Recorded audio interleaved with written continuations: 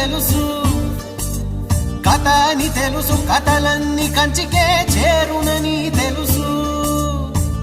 తెలుసు తెర తొలుగుతుందని, తెలుసు తెల్లారుతుందని,